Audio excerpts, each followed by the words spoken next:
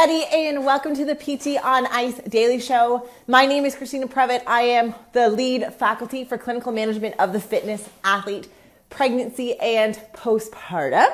I hope you guys have had a wonderful week so far, and I already can't believe that it is the end of February. It seems like this month has gone so quick, even though it's a leap year and we have an extra day. So just so you guys know, our online courses, a lot of them are about to start up again. Clinical Management of the Fitness Athlete Essential Foundations just started. The pregnancy and postpartum course, we are going to be starting up our next group on the 11th of March, I believe. And Modern Management of the Older Adult Essential Foundations is starting the 11th or 18th of March as well. So we have a bunch of our online courses, persistent pain, telehealth, out of network. We are all starting up again for our spring cohorts in March. So I hope you guys, if you're interested in any of those courses, jump on to whichever course you're interested in. Okay, so today I thought I would talk a little bit about challenging beliefs. I've spoken previously on podcasts about the changes that have been happening in regards to advocacy for pelvic health in the pre and postnatal period. How probably 5 years ago, or maybe a little bit more, but the idea of going to see a pelvic floor PT in the postpartum period was not common. Now there's a lot more awareness about what pelvic floor PTs can do to help moms exercise. Then over the last several years, women, especially athletic women in the CrossFit space, have been, again, challenging beliefs because oftentimes women were thought to be extremely fragile when they were pregnant, and high intensity exercise of any kind was pretty much discouraged for most people during their pregnancy. And then in the early postpartum period, they got a 6-week checkup and they're like, all right, fill your boots. You can do whatever you want. That pendulum has really swung, and now we're seeing more women who are exercising throughout their pregnancy, if that is possible for them. Hopefully it is. And are starting to do gradual returns to sport. And that is essentially why the Clinical Management of the Fitness Athlete Pregnancy and Postpartum course started, because the demand for trying to help facilitate women getting back into sports like CrossFit has been, the demand for that has been growing and growing, which I think is great. Now we're getting women who are starting to push that boundary. So I would argue in general that the return to sport guidelines, because we don't have a ton of research to back it up in regards to, for example, when you can return to things like Valsalva, have been fairly conservative. And I know that in my postpartum journey, I'm fairly close to my numbers post or pre-Maya, but I'm now 10 months postpartum. And as I was starting to come back and I was playing around with no impact movements and I was starting to reintroduce Olympic weightlifting, I remember that there was a lot of people who were reaching out to me who were expressing concern that I was going to do things like have a worsening grade of pelvic organ prolapse. And I would get some pretty I always thought that they were well-meaning, but there was a lot of very fearful language. And so a couple of weeks ago, it was blasted all over social media that Cara Saunders had made the CrossFit Games 4.5 months postpartum. So the first thing I'm going to say is that is an incredible feat. And I think that is starting to open up another conversation, because we're starting to see what is in the realm of possibility for women. There is a lot of discussion about how quickly they have to get back to their athletic endeavors because of things like sponsorships.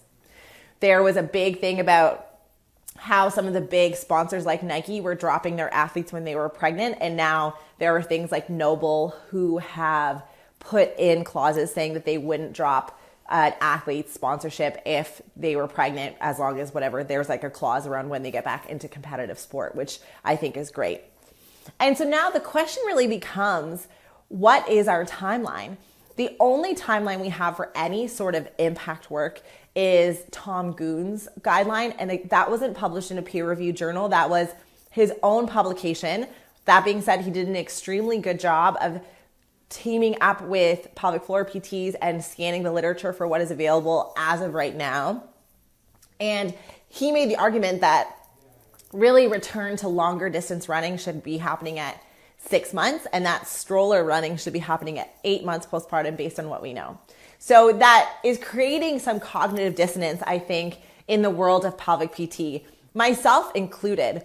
I remember when Cara, and she's an incredible athlete, when she was doing the 20.3 or 20.4, and there was heavy power cleans and double unders and toes to bar or something like that in the workout. Like, it was like a postpartum or a pre-pregnancy nightmare. I remember being pregnant and being like, I can't do any of that. But she was still doing things like double unders, and she still was pulling like 205 pounds, being 7.5 months, 8 months pregnant. And there was really two camps. There was one camp that was like, way to go, you're doing awesome. Like, that's incredible.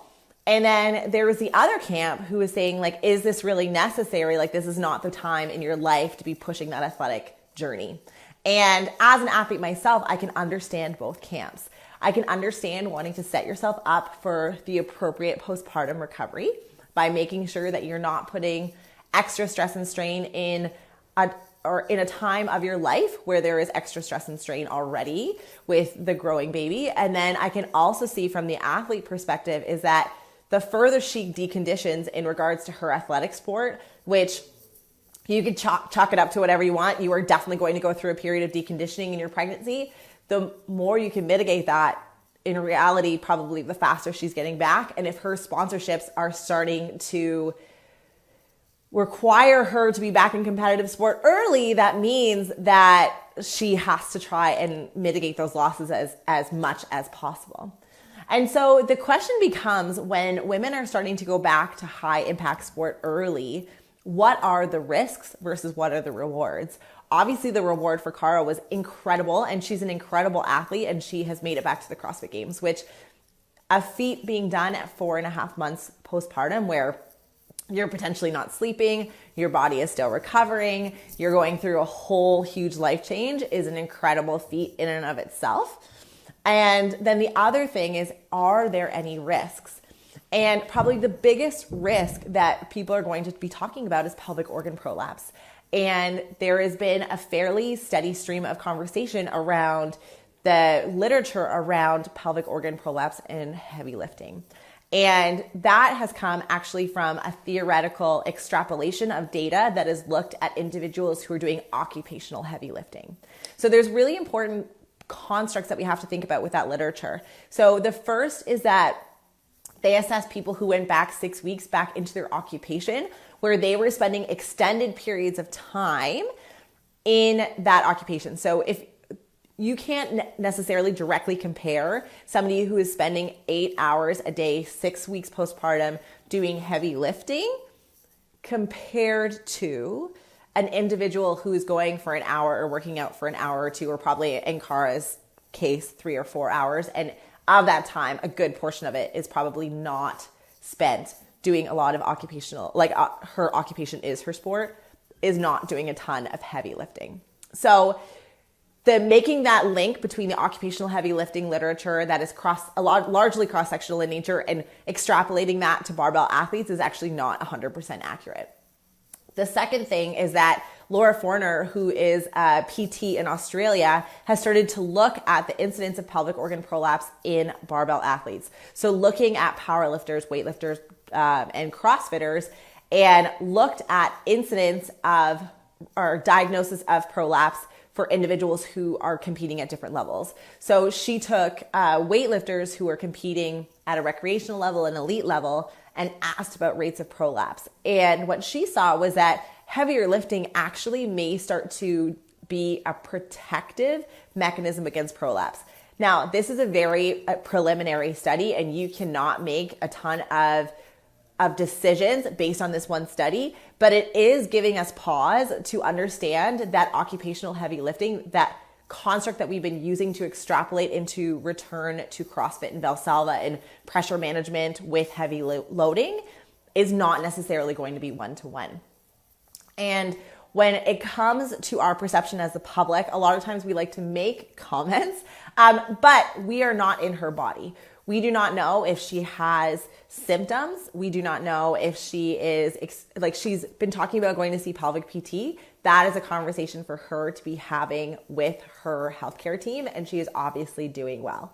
And so from her perspective, the risk to her career of not going back to lifting earlier is greater, and her reward is greater of being back to the CrossFit Games this season versus having to wait an entire year and go back next season is worth the potential other side of the risk coin, where she is going to be thinking that potentially there could be an exacerbation of symptoms like urinary incontinence and prolapse.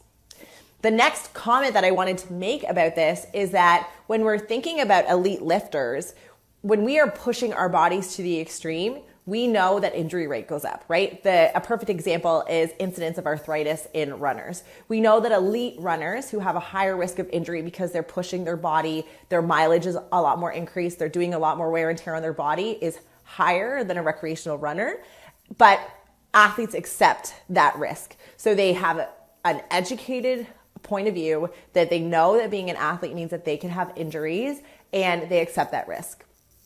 As pelvic PTs, and I have to challenge my own biases because I thought that I am not really that conservative as a PT, but even I found myself thinking like, oh, is that a little too early for her, and making my own judgments, is that I have to acknowledge that she is making her own decisions and accepting whatever risk she is looking to accept with her training, which I think is fantastic and a really important bias check for us as PTs who sometimes can make these decisions based on our own personal experiences instead of allowing our clients to make educated decisions that even potentially we wouldn't make, and allow us to help facilitate them in whatever way possible.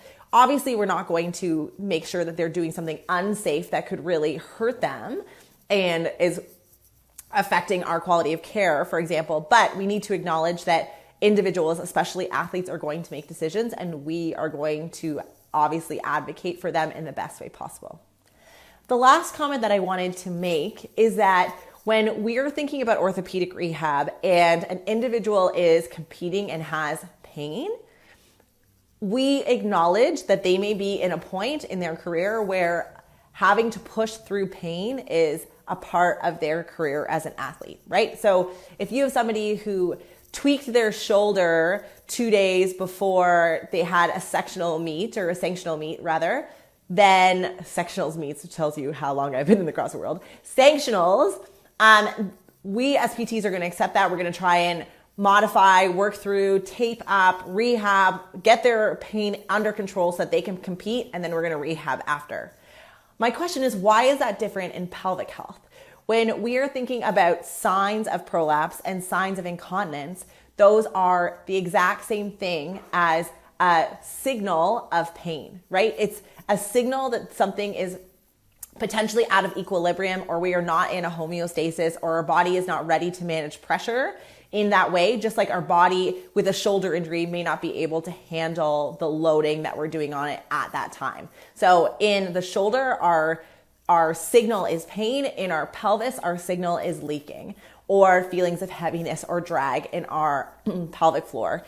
And again, I think we have to start challenging our own biases and thinking like, is that okay? Like if our athlete is acknowledging that this is something that she is feeling, she is in her competitive season, she recognizes that she's going to have to rehab this after, are we in a place where we should just be hardcore advocating against her stopping? Or should we try and give her strategies to minimize her symptoms like we would do for a shoulder injury? And then when she is outside of that competitive season, then try and rehab appropriately and gradually increase her body's ability to manage pressure without pelvic symptoms. And so the more and more I was thinking about this, I was glad that I had a couple of weeks to think about this episode. The more and more I started challenging my own biases and trying to potentially reconceptualize what I was thinking in regards to pelvic PT, especially as I dive more into the literature, because just like our pain signals don't match our images, with prolapse, you can have a symptomatic prolapse and be a grade 2, and you can be completely asymptomatic when you have to splint and move your pelvic organs out of the way in order to go to the bathroom because you have a grade 4 prolapse. So you could have a super significant prolapse and have absolutely no symptoms and not even know that it was there. And on the flip side of that, you could be extremely symptomatic at grade 2 pop. And because of that, we know that there isn't a ton. There is probably a correlation between worsening grade and worsening symptoms. But again, that relationship is super blurry, just like we're seeing in a lot of different areas of orthopedic practice.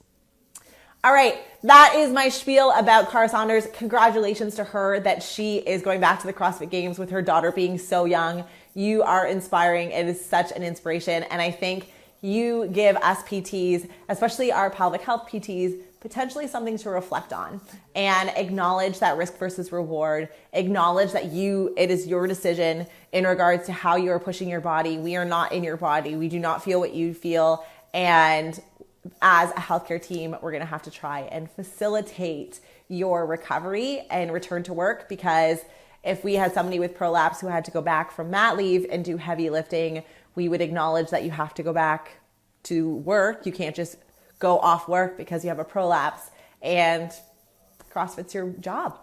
So I think that's awesome. All right, if you guys have any questions, if you guys comment on this, like, what do you guys think? I know this was a huge debate a couple of weeks ago in the CrossFit world, and I love opening up these conversations because I think they're super important. And if we can be reflective practitioners and practice at the top of our license, then we can definitely be pushing the profession forward in terms of how we're conceptualizing pelvic health. All right, have a great week, everyone. Actually, next week I am in Columbus, Ohio doing the Arnold's, so wish me luck. I'm actually doing probably my first big weightlifting meet postpartum, so I'm super excited to get back on the platform and also terrified. Have a wonderful Friday, and I will see you guys in a couple weeks. Bye.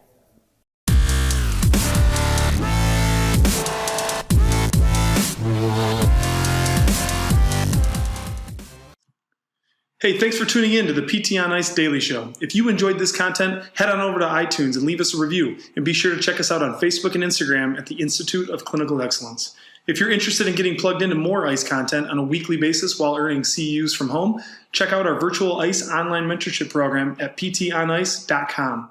While you're there, sign up for our Hump Day Hustling newsletter for a free email every Wednesday morning with our top 5 research articles and social media posts that we think are worth reading. Head over to ptonice.com and scroll to the bottom of the page to sign up.